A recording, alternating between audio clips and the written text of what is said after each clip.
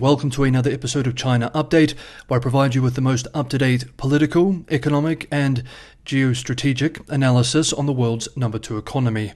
My name is Tony. Let's jump in. Happy Monday, everybody. Today's episode is being recorded in a small room at Pudong International Airport.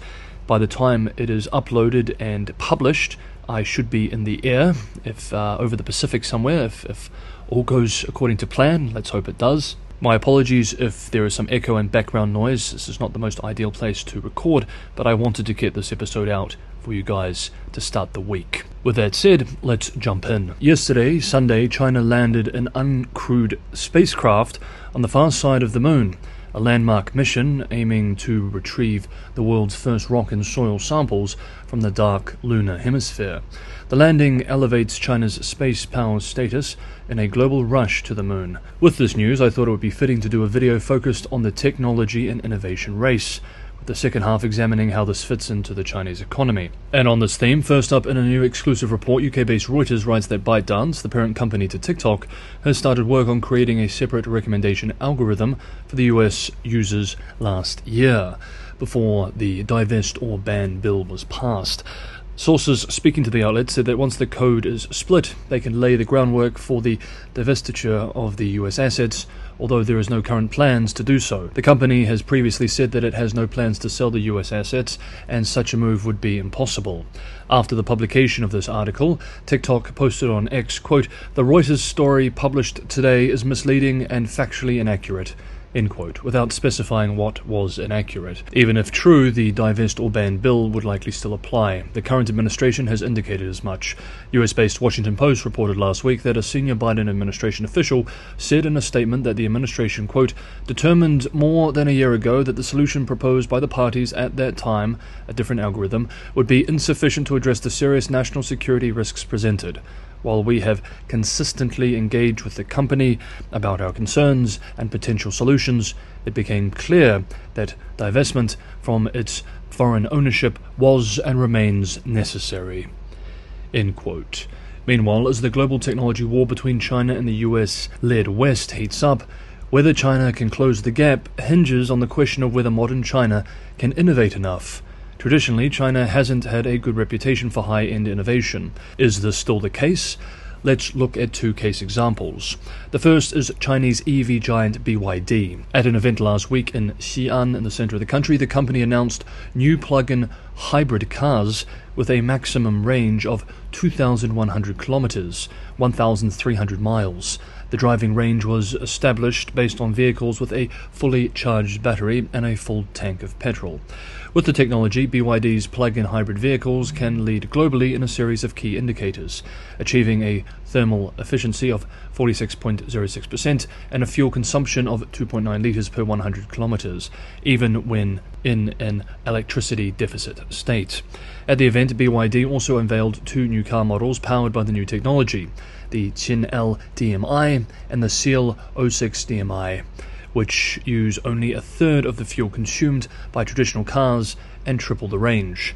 Prices range from 99,800 yuan, about $14,000 to 140,000 yuan. Soon after this announcement, state-run China Daily reported that, quote, "China is planning to invest around 6 billion yuan, $820 million, to encourage the research and development of all solid-state batteries," end quote. Interestingly, the story was taken down about a day after publication. Some speculate that this was due to concern that it would paint a target on the industry as foreign governments introduce protectionist tariffs to counteract Chinese industrial policy. China's mix of industrial state support, domestic competition, and Chinese talent are achieving innovation in this area. However, this mix isn't always as successful.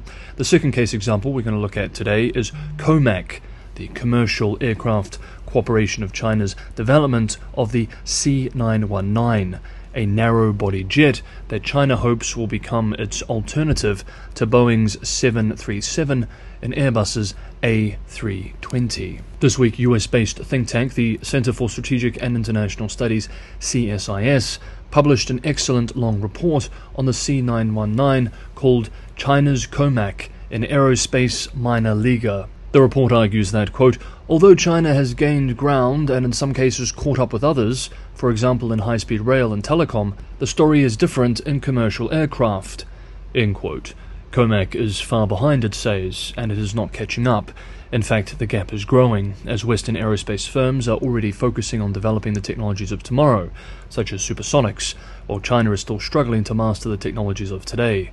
Or rather, from 2 decades ago. Boeing and Airbus face much larger dangers than competition from China. The first is their own complacency and the accompanying disastrous mistakes that can erode passengers' trust, as the recent crashes of the 737 MAX have shown. The report continues that it is misleading to call the C919 a Chinese plane because almost all of its components, including everything that keeps the plane afloat, are imported. Using data from Airframer, which monitors the primary suppliers for commercial aircraft around the world, American companies account for almost 3/5 of the C919's top suppliers. Almost 1/3 hail from Europe. Only 14 key suppliers are from China, and 7 of those are Chinese foreign joint ventures. The report, which is written for a Washington audience, concludes by arguing, COMAC is connected to China's military, but these potential sanctions are not in America's national interest. COMAC has received massive state funding and global attention, but it is not in the same league as world's top commercial aircraft manufacturers, Boeing, Airbus and others. COMAC isn't even as capable as its long-time Russian counterparts, which have more advanced technology but still have struggled commercially. Punishing COMAC with sledgehammer sanctions would hurt the US aerospace industry and ultimately American national security far more than they would harm China. Next up, we look at how this industrial policy affects China's economy. If you're getting some value from today's episode, it's always a big help if you can hit the like button. If I can record today's episode in a closet at the airport, 1 click of the mouse I think is a reasonable ask. Sharing and subscribing is also a big help, and Patreon and Buy Me a Coffee links are also in the description for those who want to help keep the channel financially sustainable. Thank you so much, everybody, for the ongoing support. Last week, George Magnus, a veteran China economist, research associate at Oxford University's China Center, and the former chief economist at UBS, published a timely article on Chinese innovation in industrial policy called China's Chaotic Quest to Innovate, a statist economy cannot foster creativity. To end today's video, I wanted to examine some of the observations from the article, which we're now quoting selected excerpts from directly. By now, the systemic problems that bedevil China's economy are obvious. The country is suffering from slowing economic growth, stagnating productivity, a malfunctioning property sector, the misallocation and inefficient use of capital, debt capacity constraints, and weak household income and consumer demand. It is less clear how Beijing should fix these problems. Many economists outside China, as well as some inside the country, believe that it must recalibrate its development model by making it far more market-oriented and driven by consumer spending. Chinese leader Xi Jinping's Chinese Communist Party, however, cannot accept the political and institutional changes that such a recalibration would require. So Xi has chosen a different path, a growth strategy centered on industrial policy, aimed at boosting what he and the CCP call new productive forces. For Xi, these new forces are the sectors now at the vanguard of scientific and technological development, such as clean energy, electric vehicles and batteries, in which China already leads, as well as industrial machinery, semiconductors and computing, artificial intelligence and robotics, and life sciences industries, and biotechnology and pharmaceuticals. Xi's ambition is for China to achieve self-sufficiency in these sectors. She believes that by focusing on industrial policy and innovation, he can rescue China's beleaguered economy, seize geopolitical opportunities to lead the 21st century's new industrial revolution, and end the United States' dominance in the international system. But this strategy is unlikely to work as she intends. China is without a doubt the world's leading manufacturing nation. Beijing has proved that it can set successful industrial policy in some areas and encourage the rise of powerful companies. But it cannot create a true climate of economic innovation so long as its rigid policies and governance and exclusionary approach to institution building remain in place. In fact, an innovation-based industrial strategy may not be transformative if the government is unable to address basic systemic weaknesses such as youth unemployment, fractures in China's banking and financial systems, and weak consumer demand. It is unlikely that China can succeed at encouraging the kind of broad innovation and disruptive change on which its economic growth strategy depends, especially in its current low-growth environment. Maintaining high levels of support for industry will become one of China's biggest headaches. The party's hope is placing China at the vanguard of technological and scientific progress. This outcome is unlikely, however, and not just because the cost of fulfilling the strategy may be prohibitive. Some government outlays will undoubtedly go toward boosting successful enterprises, but China's top-down style of governance, its statist economic philosophy, and its preponderance of corruption mean that a great deal of the investment is likely to end up in waste and loss. China's track record on innovation is mixed. In 2023, the World Intellectual Property Organization's Global Innovation Index, which ranks 132 countries by innovativeness based on 80 indicators, situated China in 12th place. In the World Intellectual Property Organization's 2023 survey, China ranks 8th in terms of innovation outputs, but 25th in terms of inputs. A noteworthy difference, because over the long run the strength of inputs ultimately determines an economy's strength in outputs. Consider also China's prowess in one often cited measure of innovation capacity, patent registration. Globally, China now accounts for almost half of global patents, yet the overwhelming majority of Chinese registered patents are of the lower value utility type, for example, the creation of a particular product or process, as opposed to the more science and innovation-oriented design type in which Germany, Japan, and the United States excel. Less than 10% of Chinese patents are filed and granted abroad, suggesting that a lot of effort goes into patent registration domestically that is not recognized or valued abroad.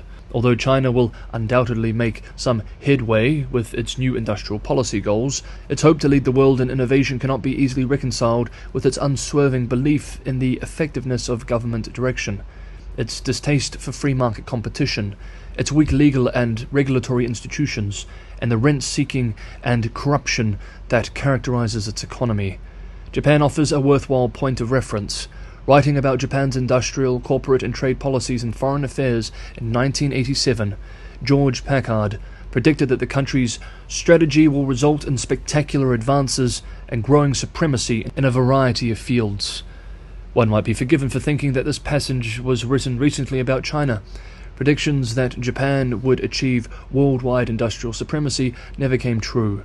As a result of deep-seated systemic flaws in Japan's economy and misguided policies, by 1990, leading Japanese companies such as Sony, Hitachi, Toyota, Honda, Matsushita, and Sumitomo succumbed to the bursting of Japan's asset bubble, precipitating a relative macroeconomic decline that lasted for almost 3 decades. The causes and consequences of the economic shock in Japan were compounded by important institutional weaknesses, including the government's resistance to reform the role of financial institutions, rigid corporate governance, archaic labor market practices such as lifetime employment, and nepotism between firms and the public sector. Many of these factors are also present in China today, and although China does not lack laws, it does not and cannot develop an economy governed by the rule of law. The example of Japan shows how two things can be true at the same time. An economy boasting world-class companies and striking achievements in innovation can also be an economy in which systemic imbalances, asset bubbles, political contradictions, and institutional rigidities run too deep for the most impressive companies to drive sustainable nationwide growth. Great firms and a strong top-down industrial policy do not protect an economy against bad macroeconomic outcomes. Technological islands of excellence are no substitute for good macroeconomic governance and well-institutionalized technology ecosystems that diffuse benefits throughout the economy, neither of which the Chinese system seems likely to produce any time soon. Here ends the direct quote, and I wanted to end this part and today's episode with one last observation from another expert on this theme. Quote, "There's a widespread belief, including in Beijing, that if you pour enough resources into the most glamorous areas of technology, you will be able to resolve macro imbalances that seem otherwise intractable. Germany in the 1930s, the USSR in the 1960s, and Japan in the 1980s all hoped that technology would allow them to break through macro and industrial constraints. but it may be that sustainable technology is more bottom-up demand-driven than top-down supply-driven. End quote. Okay, that is today's episode of China Update. Thank you so much, everybody, for watching. Have a great Monday, and I will see you all tomorrow.